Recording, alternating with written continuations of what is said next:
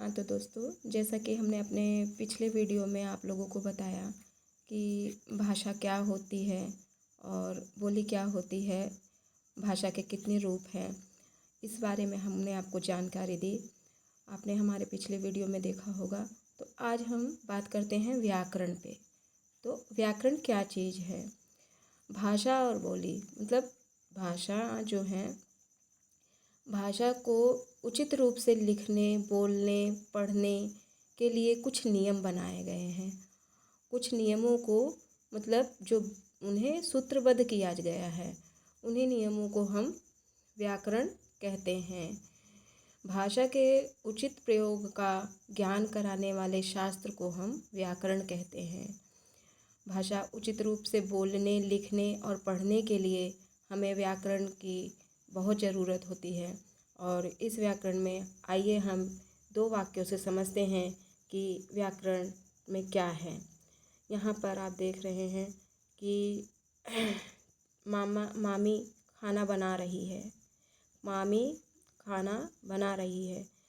यदि यह वाक्य है तब तो यह वाक्य सही है, किंतु मामी खाना बना रहा है तो यह वाक्य सही नहीं होगा। क्यों? क्योंकि यहाँ पर रहा है जो है लिंग के आधार पे इस वाक्य को गलत साबित कर रहा है। और उसी प्रकार यहाँ पर मामा जी समाचार पत्र पढ़ रहे हैं। यदि यह वाक्य है तब तो यह वाक्य सही है, किंतु अगर मामा जी समाचार पत्र पढ़ रही हैं तो यहाँ ये वाक्य लिंग की दृष्टि से गलत हो जाता है। इसी चीज़ को हम व्याकरण कहते हैं और यही व्याकरण की व्याख्या है। तो आइए हम व्याकरण के बारे में कुछ प्रश्न करते हैं कि व्याकरण क्या है।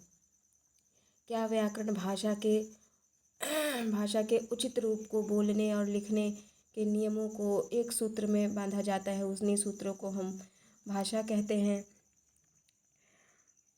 भाषा कहते हैं। नियम क्या होते हैं? जब हम किसी कार्य को श्रृंखलाबद्ध करते हैं तो क्या उन्हें नियम कहते हैं? व्याकरण का रूप क्या है? क्या व्याकरण के उचित लिखने और बोलने के सही रूप को व्याकरण कहा जाता है? क्या मामी जी खाना बना रहा है सही वाक्य है? क्या मामी जी खाना बना रही हैं यह सही वाक्य है? क्या मामा जी समाचार पत्र पढ़ रही है यह सही वाक्य है? क्या मामा जी समाचार पत्र पढ़ रहे हैं यह सही वाक्य है? धन्यवाद।